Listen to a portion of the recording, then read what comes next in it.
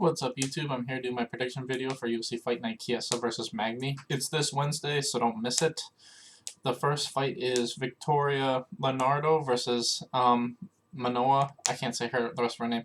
To me, both these chicks are just okay. I don't have much to say about this fight. I just think Victoria's a little bit better everywhere, especially in the grappling. And I think because of that, I think she's going to win by submission in probably the second or third round. Next is Umar Nurmagomedov versus Sergey Morzarov. And to me, both these guys are pretty solid. They're both pretty well-rounded. I think, Nurmagomedov is primarily a wrestler, jiu-jitsu guy.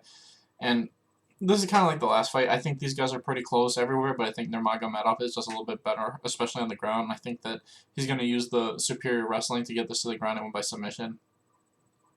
Next is Mike Davis versus Mason Jones. And Mason Jones is a really solid up-and-comer. He's really good everywhere. He's primarily a grappler, as where Mike Davis is, primarily a boxer with decent takedown defense, but I'm just leaning towards Jones. I think he looks like a really, really good up-and-comer.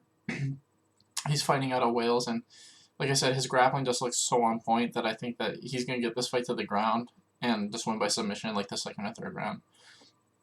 Next is Francisco Figueiredo versus Jerome Rivera, and Jerome looks like a good grappler with decent striking, but that's about it. I think Francisco is also kind of in that boat where he's a good striker, but also primarily a grappler. This is tough because I do think if it's on the feet, I think Figueiredo has a big advantage, and because of that, I'm leaning towards him to win by TKO or by decision. I just don't think Jerome has the greatest wrestling. I think he has good jiu-jitsu, but just not amazing takedowns. And as long as Figueiredo can keep this on the feet, I think he'll win by decision.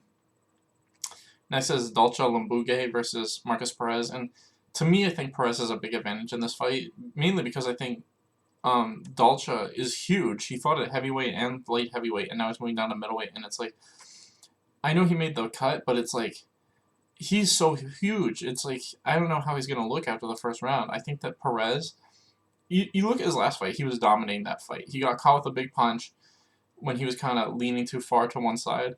But before that, the first 4 minutes of that fight, he was winning the whole thing. It was like the last 10 to 15 seconds of that round that, after the 4-minute mark that he got caught.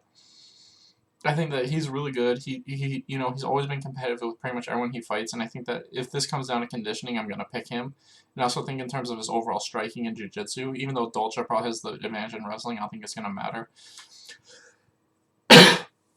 And because of that, I'm leaning towards Perez to get a finish in the later rounds once Dolce starts to slow down. Next is Su Mundarji versus Zukar. Can't say his last name. To me, I think Zukar is a really good grappler, but that's about it. I think Su has good enough takedown defense to where he can keep this on the feet, and I think if it's on the feet, Su has a massive advantage in the striking, and that's just what I think this fight's going to be. I think Su's just going to keep it on the feet, pick him apart, and win by knockout in the first or second round. Next is Ricky Simone versus Perello. I can't say his first name.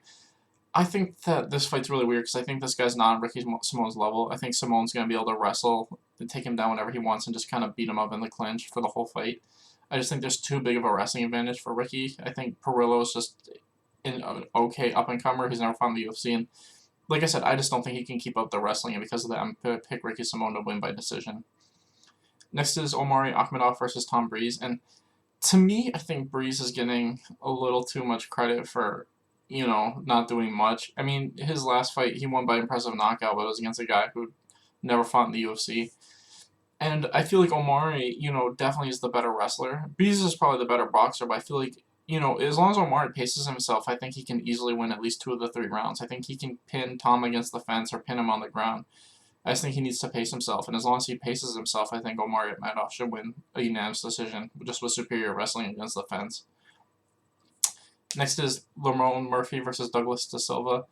And to me, I think Douglas has just got a big advantage in this fight overall. I think that his takedown defense is too good for Lerone to make it to the ground. And I think this is just a straight kickboxing match. I'm leaning towards Douglas. I think he just brings the pace, and he's never going to go off of Murphy, and I think he's just going to win by decision. Next is Matt Schnell versus Tyson Nam, and to me, I think this is going to be a straight kickboxing match. I think Schnell does have the better jiu-jitsu, but I just don't think he's got the good enough wrestling to take Nam to the ground. And I think if it's just straight boxing, I lean towards Nam. I think he's got slightly faster hands and slightly more power in his hands, and because of that, I think he's going to catch Schnell sooner or later. I also feel like Snell's been knocked out way more. Nam's been TKO, but that's usually because of ground and pound before his wrestling was as good as it is. I feel like on the feet, you know, we've seen him fight Sergio and um, the Australian guy, and you know, even though he lost those fights, he was competitive all 3 rounds. I think he's a really good striker, and I think that, like I said, I think the longer this fight lasts, the more it favors Nam. I think eventually he's going to catch him with a big shot and win by KO. Next is Roxanne Modafferi versus Vivian Araujo, and this fight's tough, but I do think that Roxanne's a little bit better. I think if Roxanne can get this to the ground, I think she can edge out the rounds. And sorry I'm speeding through this card, but I've just been really busy with work, and I'm just, you know, I'm trying to just do this because I have to go do something right away, and I'm just trying to get this knocked out. But I feel like if it's on the feet, Vivian's a little bit better. If it's on the ground, Roxanne's a little bit better, and I do think it's gonna be on the ground for the most part, and because I think Roxanne's gonna win a really close split decision.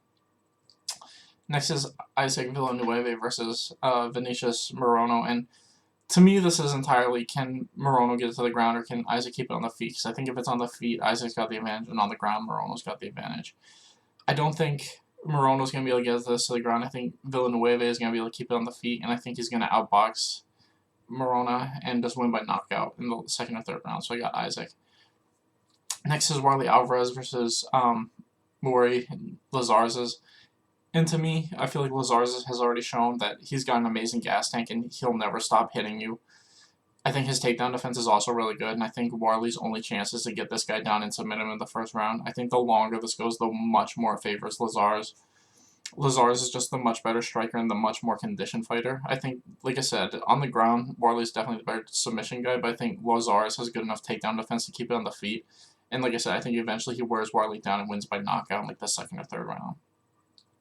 Finally, we got the main event, Michael Chiesa versus Neil Magny, and to me, I don't see any way this fight plays out other than Chiesa getting a takedown in the first round and eventually getting to his back and winning by rear naked choke.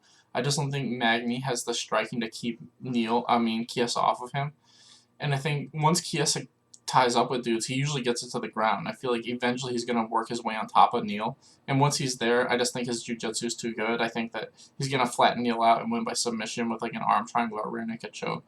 Like I said, I just think his overall grappling is just a lot better than Neil's. I think in terms of pace, they both have great conditioning. Neil probably keeps a higher pace, but it's not like Chiesa's ever gassed. Like, he's always been able to fight at kind of whatever pace he needs to.